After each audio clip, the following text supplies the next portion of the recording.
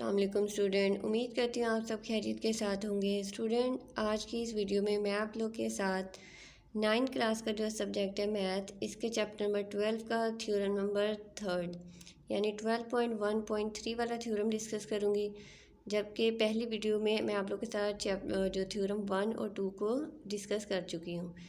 तो आपने इस वीडियो को स्किप नहीं करना है, एंड तक लाजमी देखना है, क्योंकि जो थ्योरम है वो आपके एग्ज़ाम में लाजमी ये क्वेश्चन आता है। 8 नंबर का ये क्वेश्चन होता है, तो आपके लिए इस क्वेश्चन को समझना बहुत ज़्यादा ज़रूरी है ताकि आप लोग के एग्ज़ाम में 8 मार्क्स जो है वो पक्के हो जाएं।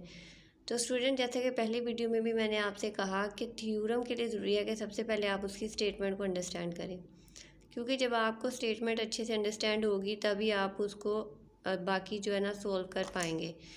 एग्ज़ाम में मैंने आपको बताया कि सिर्फ उसने ये, जैसे कि यहाँ पे एक लाइन है, यही स्टेटमेंट की दी होगी, बाकी सारा काम आपने खुद करना होगा। तो स्टेटमेंट को आपने ध्यान से समझना है। तो स्टेटमेंट में देखिए लिखा हुआ है the right bisector of the side of triangle. अच्छा, एक चीज़ मैं आपको बता दूं, जैसे कि हमने थ्योरम 1 2 किया, उनके अंदर भी राइट बाइसेक्टर ट्रायंगल ऑलमोस्ट इन्हीं चीज़ की बात हो रही है, लेकिन इनके अंदर फिर भी कुछ ना कुछ जो है ना वो डिफरेंस होता है हर थ्योरम के अंदर। अब वो क्या डिफरेंस है, इसमें क्या डिफरेंस है थ्योरम 1 और 2 से, वो देखें। कहता है the right bisector of the sides of triangle. कहता है ट्रायंगल की जो साइड्स हैं, ट्रायंगल की 3 साइड्स होती है ना, उसकी 3 साइड पे हमने क्या करना है, राइट बाइसेक्टर बनाना है जो कि क्या हो, आर कनकुरेंट हो। अच्छा स्टूडेंट, अब कनकुरेंट का मैं मीन आपको बता दूं कि जब हम एक ट्रायंगल बनाएं, तो वो कहता है कि एक ट्रायंगल बनाएं और उसकी 3 साइड पे आपने राइट बाइसेक्टर बनानी है। राइट बाइसेक्टर मैंने बताया था, राइट होता है ट्राई जो है 90 का एंगल, और जो बाइसेक्टर होता है यानी एक ऐसी लाइन होती है जो एक लाइन को 2 इक्वल पार्ट में डिवाइड कर रही होती है। और ये जब हम राइट बाइसेक्टर बनाएं तो वो कनकुरेंट हो, यानी कि उसके राइट बाइसेक्टर पे एक ऐसा पॉइंट हो जो कि ट्रायंगल की तीनों साइड पर राइट बाइसेक्टर बनाए जाएं तो वो उस पॉइंट पे आके मिल रहे हों, उस पॉइंट पे मीट कर रहे हों, तो वो वाला पॉइंट होगा कनकुरेंट। पहले जो थ्योरम 1 2 था उनके अंदर हम सिर्फ बाइसेक्टर कर रहे थे, एक लाइन, यहाँ है बाइसेक्टर्स, यानी कि उसके तीनों साइड पे हमने करने हैं बाइसेक्टर। तो अब देखते हैं डायग्राम, आपको और मज़ीद अच्छे तरीके से समझ आ जाएगी। तो स्टूडेंट, ये डायग्राम में देखें, यहाँ पे ये बनी हुई है हमारे पास ट्रायंगल। ट्रायंगल की 3 साइड, सबसे पहले देखें ए और बी। ए और बी जो है वो एक क्या है, लाइन सेगमेंट है, और ए और बी के ऊपर जो है ये वाली हमारी लाइन, ये वाली है राइट बाइसेक्टर। और राइट बाइसेक्टर के ऊपर आप देखें यहाँ पे एक है पॉइंट ओ, इस पॉइंट पे ये पॉइंट ओ है, और इधर से देखें आप बी और सी। अच्छा, यहाँ पे आगे ये सी मेंशन है, तो ये बुक में जिल्द है हुई है जिसकी वजह से वो ज़रा अंदर को लफज गया, सही से पता नहीं चल रहा। तो बी और सी भी एक लाइन सेगमेंट है। इस लाइन सेगमेंट के ऊपर भी देखें, यहाँ पे ये वाली जो लाइन है ये राइट बाइसेक्टर है, और ये जो एंगल है ये 90 का एंगल है, इस साइड पे भी ये 90 का एंगल है। तो ये जो लाइन है ये भी देखें, यहाँ से यहाँ इस पॉइंट पे जा रही है, पॉइंट ओ पे। फिर क्या किया है, यहाँ से तीनों पॉइंट को जो है, सॉरी पॉइंट जो ज़ीरो है वहाँ से उसको ए के साथ बी के साथ और पॉइंट सी के साथ आपस में मिला दिया गया। उसके बाद जो ए और सी एक लाइन सेगमेंट है। अच्छा, यहाँ पे देखें जो राइट बाइसेक्टर को नहीं ड्रॉ किया गया, लेकिन अगर यहाँ पे भी आप क्या करते हैं, यहाँ से यहाँ एक लाइन करते हैं तो वो भी आके ज़ीरो पे मिलेगी।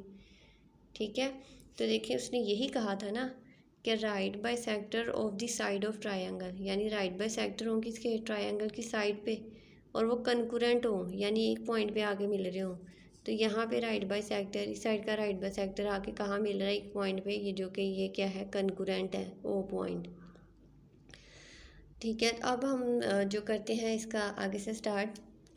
तो स्टूडेंट, सबसे पहले डायग्राम बनाने के बाद जो आपने पॉइंट लिखना होता है वो है गिवन। गिवन के अंदर हमने सिर्फ लिखना है ट्रायंगल ए बी सी, क्योंकि स्टेटमेंट के अंदर उसने हमें बताया कि ट्रायंगल होगा, तो वो ट्रायंगल का हमने नाम दे दिया, जो ABC वो यहाँ पे हमने लिख दिया। तो गिवन के बाद नेक्स्ट पॉइंट देखिए, टू प्रूफ टू प्रूफ के अंदर वो चीज़ लिखनी होती है जो कि उसने स्टेटमेंट में हमने कही है, उसने कही है और हमने उसको प्रूफ करके यानी साबित करके देनी है कि ये वाकई है। अब टू प्रूफ में देखिए कहता है right bisector of B C A are concurrent. मतलब ये बताना है जो एक ट्रायंगल है उसकी तीन साइड हैं, एक ए बी है, ये देखिए ए बी, फिर बी सी और ए सी, क्या ये कंकुरेंट है, मतलब कहीं एक पॉइंट पे आके ये मीट कर रही हैं, ये प्रूफ करके हमने देना है। ठीक है। उसके बाद देखिए होता है कंस्ट्रक्शन।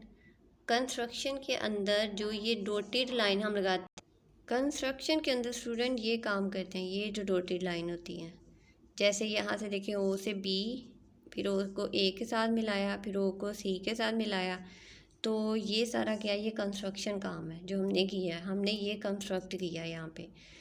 तो देखें क्या हमने किया कि draw the right bisector of A B and B C. यहाँ पे देखें ए बी से एक राइट बाय सेक्टर जा रहा है और उसके बाद बी, यहाँ से बी और सी के ऊपर ये राइट बाय सेक्टर है, इनको हमने क्या कर दिया, ड्रॉ कर दिया। यहाँ पे ये देखिए ये draw which meet each other at the point, यहाँ पे लिखा हुआ एट द पॉइंट ओ। कहता है फिर ये क्या कर रहे हैं, दोनों जो एक दूसरे मिल रहे हैं वो किस पॉइंट पे, यहाँ से ये राइट बाय सेक्टर, ये राइट बाय सेक्टर एक ही पॉइंट पे आके मीट कर रहे हैं, वो पॉइंट है O. Join O to A B and C. फिर हमने एक और काम किया कंस्ट्रक्शन के अंदर कि इस ओ को पॉइंट ए के साथ भी मिलाया, पॉइंट बी के साथ भी और सी के साथ भी। ये काम जो इसके अंदर हमने खुद किया वो हम लिख देते हैं कंस्ट्रक्शन के अंदर। तो स्टूडेंट अब हमने प्रूफ करना है, प्रूफ के अंदर हम लिखते होते हैं स्टेटमेंट और रीज़न। मैं पहले भी बता चुकी थी, रीज़न वो चीज़ होती है जो कि उसने स्टेटमेंट के अंदर दी होती है, और रीज़न का जो होता है 1 नंबर होता है और स्टेटमेंट के होते हैं 3 नंबर। अभी तक जितना हमने काम कर लिया यानी कि हम वो 4 मार्क्स का काम कर चुके हैं थ्योरम के अंदर। स्टेटमेंट के अंदर फर्स्ट वाला पॉइंट देखें, ओ ए बराबर है ओ बी के।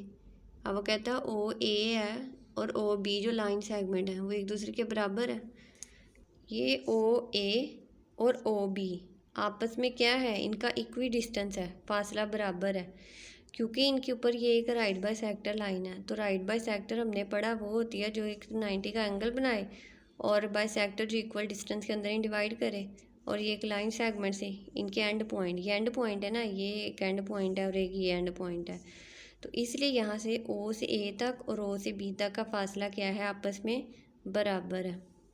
तो रीज़न उसने हमें क्या दे दिया, कहता है each point on right bisector of a line segment is equi distance from its and point. यही बात जो मैंने अभी कही कि जो राइट बाय सेक्टर के ऊपर जो हर पॉइंट होता है वो लाइन सेगमेंट पे उसके एंड पॉइंट से फासला क्या होता है, बराबर होता है। उसके बाद देखें सेकंड पे वो क्या कहता है, ओ बी और ओ सी भी आपस में बराबर है। तो स्टूडेंट ये देखें यहाँ से ओ बी, ये ओ बी और यहाँ से ओ सी, इस साइड पे ये सी का जो है ना वो मेंशन है। ओ बी और ओ सी भी आपस में क्या है, बराबर है, क्योंकि एक ट्रायंगल की बात हो रही है। तो यहाँ पे इस टाइम पे बी और सी एक लाइन सेगमेंट है और यहाँ पे जो हमने एक लाइन जो है राइट बाय सेक्टर ड्रॉ की हुई है, तो वो भी पॉइंट जो है ओ पे जाके मीट कर रही है। तो जब यहाँ पे एक लाइन जो है सॉरी राइट बाय सेक्टर बनाया, तो इसका मतलब है यहाँ से यहाँ तक का और ये फासला जो कि है आपस में ये भी बराबर है, ओ बी और ओ सी। ठीक है, ये इक्वी डिस्टेंस है। इसका रीज़न बता दिया गया एज इन वन, मतलब कि जैसा कि वो कह रहा है वन में बताया गया है कि ओ ए ओ बी बराबर है, इसी तरीके से बता दिया गया ओ बी और ओ सी भी आपस में क्या है, बराबर है, और रीज़न में हमने कह दिया एज इन वन। उसके बाद देखें स्टूडेंट ओ ए और ओ सी ये भी आपस में बराबर है।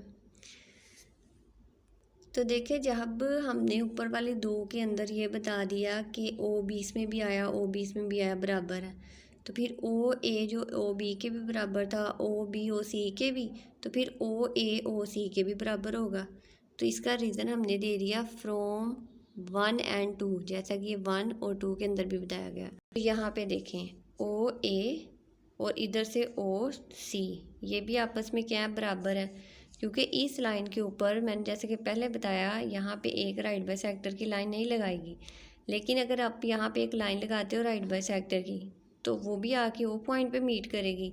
तो उसकी वजह से क्या होगा कि ओ ए और ओ बी का फासला भी आपस में क्या हुआ, बराबर हुआ।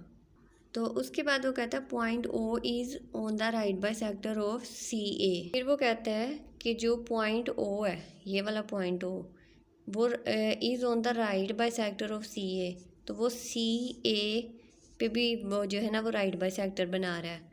बिल्कुल ऐसे ही है, जब ए और बी पे भी एक राइट बाइसेक्टर है, फिर बी और सी पे भी है, तो इसी तरह ए और सी के ऊपर भी एक क्या है, राइट बाइसेक्टर है। जब देखें सी और ए के ऊपर भी पॉइंट ओ पे राइट बाइसेक्टर है, तो बट कहता है point O is on the right bisector of A B and B C. बिल्कुल ऐसे ही है। फिर पॉइंट सी पे राइट बाइसेक्टर कौन से हैं, ए बी और बी सी।